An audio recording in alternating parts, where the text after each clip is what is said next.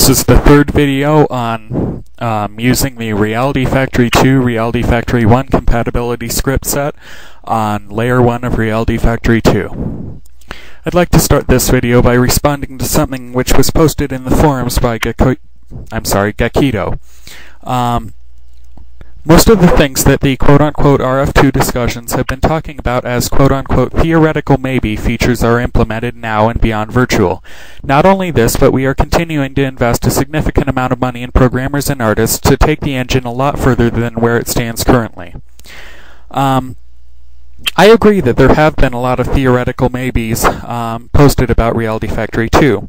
That's actually one of the things I worry about whenever I post them is, you know what, this is saying a maybe. Maybes aren't definite. But to be perfectly honest, looking back, I can barely remember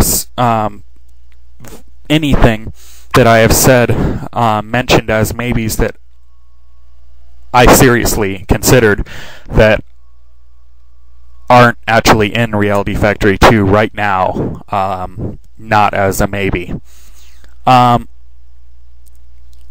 And now I'd like to respond to his game engine checklist. But what people don't mention on their game engine checklist when initially analyzing BV are, frankly, the most important factors. Flexibility. Everything from the time you double-click your game's executable to the final you are the winner screen is scriptable. No predefined menu structure, no predefined number, limit, style of game menus, or in-game HUD types, etc. Every element of your game is under your control, not the game shell's. This is one of the fundamental principles behind every feature that we add. The engine makes no assumptions on the kind, style, type of game you want to make. Yes, this may make the first few steps of getting started a bit slower, but this is where the project templates we've been providing to come in. I absolutely agree. I couldn't agree more, which is why I rewrote Reality Factory 2 to use Python. I agree that that's definitely the way to go, and I love how you implemented that into Beyond Virtual. And I hope we're doing as good a job in Reality Factory 2. And now, iteration time.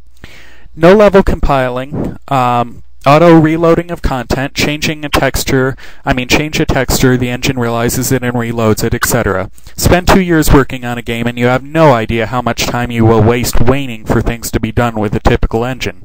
I couldn't agree more again. We just saw in the last video, actually, how long it can take to edit a menu. That's where things like menu editors come in, etc. No level compiling, that's something I'm aiming for with Reality Factory 2, but again, that's a theoretical maybe at the moment, like you mentioned, because I honestly don't have a method of testing that in yet, because I don't have the level editor. I quite frankly haven't even started on the level editor code-wise, and I don't have a level format solidified yet. I'm planning on starting that soon, but so I definitely agree with that. No level compiling is a definite need, as is not forcing someone to recalculate lighting when they compile so that they can just run through at full bright or with the last lighting.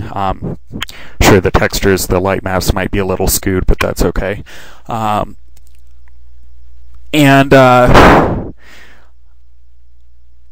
In addition, I think I should probably cut the video now.